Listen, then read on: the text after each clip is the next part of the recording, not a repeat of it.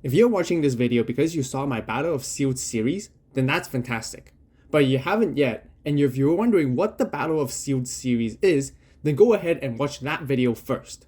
In that video, Jadabi and I will find out which of these two starter decks is better by battling against each other with them. Links will be included on the top right in the iCard and in the description box down below.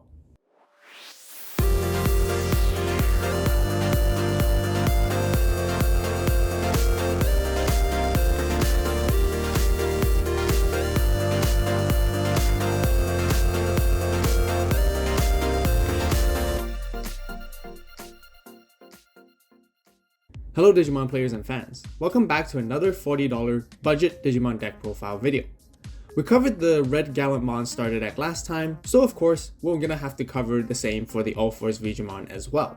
Just like last time, we're combining 2 copies of the deck for the build. We also opened the deck on the Battle of Sealed video already, so let's just jump straight into the deck profile this time. Like always, starting off with the Digi-Egg cards, we don't really have a choice because this is the only egg that is included in the deck, and we play the 4 Demi-Vmons. Just a great inheritable when we have 8 or more cards in our hand, giving our Digimon extra 1000 DP. And yeah, just works out and synergizes with this deck a lot. Now moving into the rookies, we of course have to maximize the 4 copies of the Vmon right here. First of all, this one can warp Digivolve into a UlforceVeedramon if our opponent has a level 6, which is really good. It also has a inheritable of allowing us to draw more cards if we have 7 or less cards, fulfilling the idea of getting 8 cards in our hand so we can start popping off with our variety of effects with the whole deck, and synergizes also greatly. So let's play a 4 off for this version. Next we have Dracomon. I really like this card and I felt like it was a must add when I was opening the deck and going through the cards, because this is basically your searcher, and on play you get to review the top 3 cards and you get to add any Digimon with Dramon in its name. You can add Veedramon, AVAULT UlforceVeedramon, Slayer Dramon, and of this card being a searcher is just so good for the deck and basically getting into your combo pieces. Now, just before I show you guys the next cards that we use in this deck, there is something that has been bothering me quite a bit while making this video. And that is 77% of you guys who are watching right now are not even subscribed. So please help me out and click on that button right now, as you get to see lots more Digimon content upcoming as well. Also give this video a like, as it really helps with the algorithm too. Next, I play 3 Gabumons right here.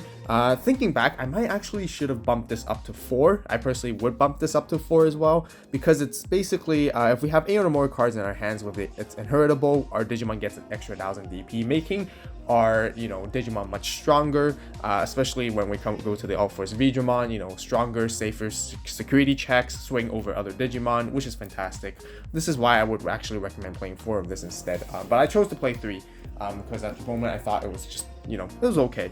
And the reason is because I played 4 Elecmons in my deck, and I thought memory choking and sort of being able to hard slam these rookies on the board is actually much greater value. So I would have taken out 1 Elecmon and put back 1 more Gabumon as the replacement instead. But yeah, so that's 4 Elecmons right here.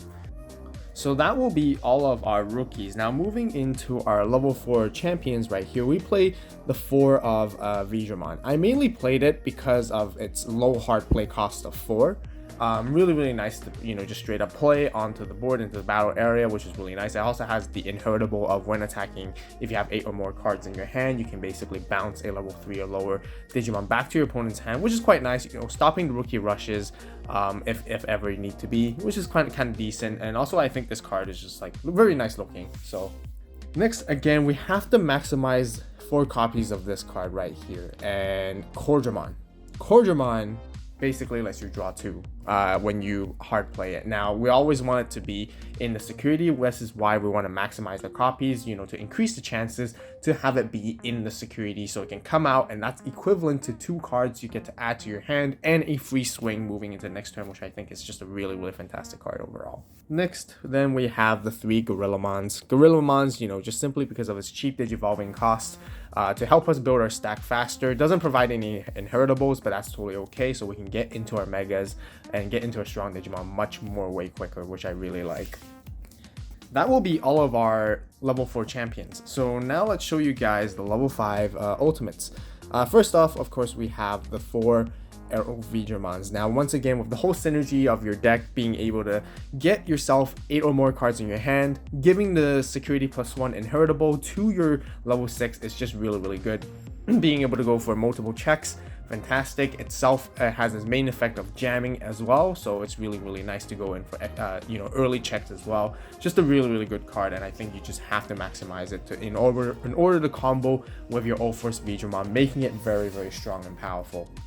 Next, we have the one and only blocker in our deck, which is Wingdramon right here. We have to play blockers, we have to defend ourselves, so no matter what level it is, we still have to play it. This is really nice because it's such a strong blocker, 7k on the board early in the game, stop any early checks, and I just really like it. So 3 is what we need.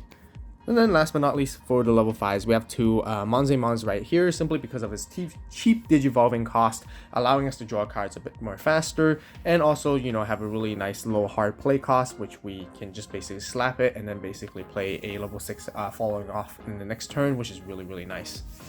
Now, moving into the megas, of course, the star of the deck is UlforceVeedramon. We want to play 4 copies of this guy. This guy does quite a few things. When digivolving, you get to return one of your opponent's level 4 or lower Digimon back to their hand. It has the capability of being able to unsuspend when attacking once per turn if you have 8 or more cards in your hand. So that's basically the whole idea. Like I said, the whole idea of this deck is to get 8 cards in your hand so you can get all these different effects popping off, comboing it together with this guy. With the AVAULT, you can do basically like 4 checks in one turn, which is really amazing. 12k Digimon right here, and it's just really relatively strong. And yeah, this is why we play 4 of, and I like to focus my entire strategy just on UlforceVeedramon mainly. So we do have the secondary level 6 simply because we do need a secondary level 6 in general anyways, just in case as an alternative option.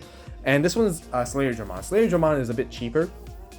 Only 3 to digivolve, and when digivolving for the turn, it gets security +1, which is really nice. Go for extra swings again, extra checks, but it only has 11k DP, so you might need to buff it up a little bit more, and you may potentially, run into something big and then end up being deleted itself. But also, it's really nice. Its secondary effect is that your opponent cannot basically block this Digimon at all when you swing with it, which is really nice, and I like it as a secondary more so though. But UlforceVeedramon, like I mentioned, is still my main go-to when building this deck. So that'll be all of our Digimon. Moving into the options, of course, first we have the 4 Hammer Sparks. Really glad that this card was reprinted because this card is just insanely good for blue decks. Extremely versatile, very good in security, popping out, and it could end our opponent's turn potentially when it comes out in the security. During our turn, when we have it in our hand, we gain a memory simply to extend our combos, extend our plays, extend our turn, and offers a lot more versatility when we need to go for big game winning plays or big winning turns or big turns in general. So Hammer Spark, always a great card to have. Must maximize that for us. The next card is our solely one type of removal. We always need some kind of removal to help us address any important Digimon, and the new card is V-Wing Blade. V-Wing Blade basically just lets us return a level 6 or lower Digimon that our opponent has on the board back to their hand.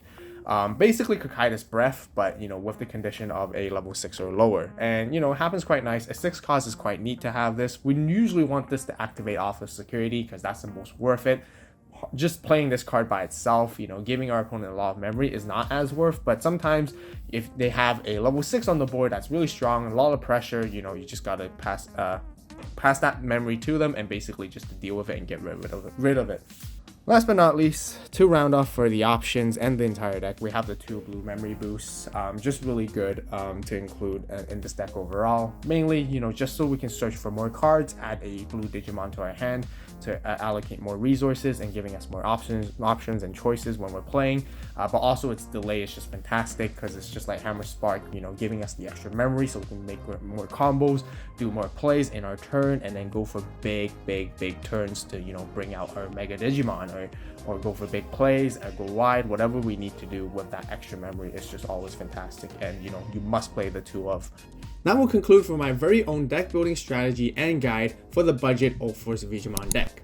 If you guys enjoyed the video and found it helpful, please give it a like. If you have any suggestions, recommendations, or questions, be sure to share it with everyone in the comments down below. You guys should also check out the epic battle of the 2 starter decks against each other. which Adobe and I covered in the Battle of Seals series. Want to find out which one is actually better? Head on over to that video right now and I'll see you guys there. We got lots more deck profiles coming up, so be sure to hit that subscribe button right now and turn on that notification bell to stay tuned. As always, thank you so much for watching. You guys have a great day, great night, wherever you are. See you in the next video, and this is AVAULT, signing